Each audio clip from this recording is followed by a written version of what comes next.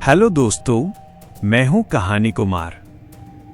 कल्पना कीजिए एक ऐसी सर्द सुबह की जहां त्योहार की खुशियां हवा में तैर रही हों। साल 1998 की थैंक्सगिविंग का मौका था।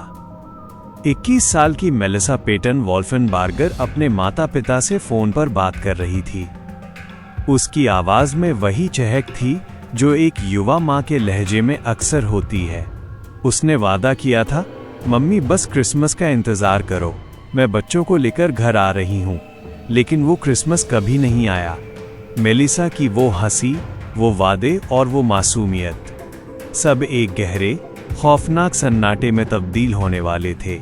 एक ऐसा सन्नाटा जिसे टूटने में पूरे 25 साल लग गए। अटलांटा, जॉर्जिया की गलियों में एक ऐसी कहानी दफन थी जिसे सुनकर रूह कांप जाए। मेलिसा कोई साधारण लड़की नहीं थी। वो 2 छोटे बच्चों की माँ थी जिसके ऊपर अपनी गृहस्थी संभालने की जिम्मेदारी थी। लेकिन जब दिसंबर बीत गया और मेलिसा का कोई पता नहीं चला, तो उसकी माँ नॉर्मा के दिल में बेचैनी घर करने लगी। फरवरी 1999 की एक धुंधली दोपहर जब नॉर्मा अपनी बेटी के घर पहुंची, तो वहां का नज़ारा देखकर उनके पैरों तले जमीन खिसक गई। घर खाली था। पड़ोसियों ने बताया कि वो लोग तो अचानक सब छोड़कर कहीं चले गए। मेलिसा का पति क्रिस्टोफर वॉल्फनबार्गर अपनी पत्नी के गायब होने के बावजूद इतना खामोश कैसे था? उसने पुलिस को सूचना तक क्यों नहीं दी? क्या उसे पता था कि मेलिसा अब कभी वापस नहीं आएगी?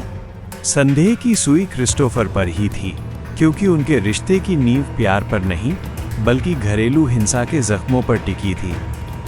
पुलिस की फाइलों में उनके आपसी झगड़ों के किस्से पहले से दर्ज थे, लेकिन हकीकत उस डर से कहीं ज्यादा भयावह थी जिसकी किसी ने कल्पना की थी। अप्रैल 1999 की बात है।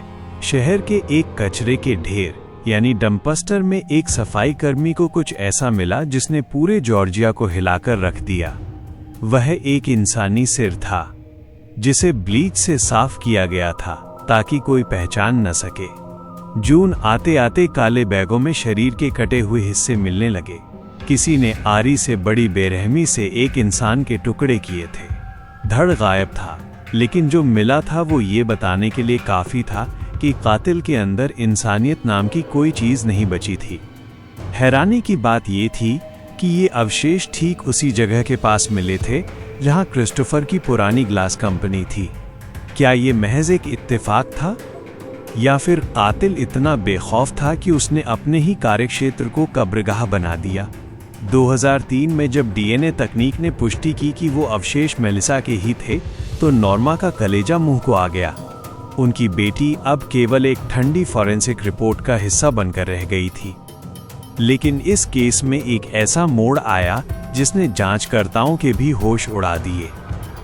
मेलिसा का अपना पिता कार्ल पेटन एक सीरियल किलर निकला। उसने 5 कत्ल किए थे और उम्र कैद की सजा काट रहा था। एक पल के लिए लगा कि शायद खून का ये खेल पिता ने ही खेला हो, लेकिन कार्ल जेल में था। अपनी बेटी की मौत से उसका कोई सीधा ताल्लुक नहीं निकला। असली दरिंदा तो अभी भी बाहर खुले में घूम रहा था और कानून की आंखों में धूल झोंक रहा था। सालों बीतते गए, कैलेंडर के पन्ने पलटते रहे, लेकिन क्रिस्टोफर पुलिस की पकड़ से दूर रहा। सबूतों की कमी ने कातिल को एक ढाल दे रखी थी। लेकिन कहते हैं न कि पाप का घड़ा एक न एक दिन भरता जरूर है। 2024 की नई फॉरेंसिक तकनीकों ने उस पुरानी कहानी में नई जान फूंक दी। अगस्त के महीने में जब पुलिस की टीम क्रिस्टोफर के घर पहुंची, तो जानते हैं वो कहां मिला? वो डरपोक कातिल एक ड्रायर के पीछे दुबका हुआ था। 25 साल तक जो शख्स बाहर की दुनिया में सीना तान कर घूम रहा था, वो कानून की आहट सुनते ही एक चूहे की तरह छिपने लगा।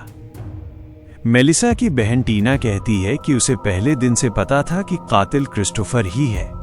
उसकी आंखों में एक अजीब सा अंधेरा था, एक ऐसी बुराई जो इंसान को शैतान बना देती है। आज मेलिसा की मां नॉर्मा को थोड़ी शांति तो है कि कातिल सलाखों के पीछे है, लेकिन उनके मन में आज भी एक सवाल चुभता है। वो आखिरी वजह क्या थी जिसने क्रिस्टोफर को इतना हैवान बना दिया? ये कहानी हमें सिखाती है कि घर की चारदीवारी के पीछे छिपा गुस्सा कभी कभी जहर बन जाता है।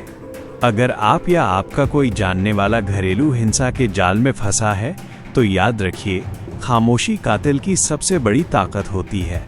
मेलिसा के बच्चों ने अपनी माँ को खो दिया, नॉर्मा ने अपनी बेटी को और समाज ने एक मासूम जिंदगी को।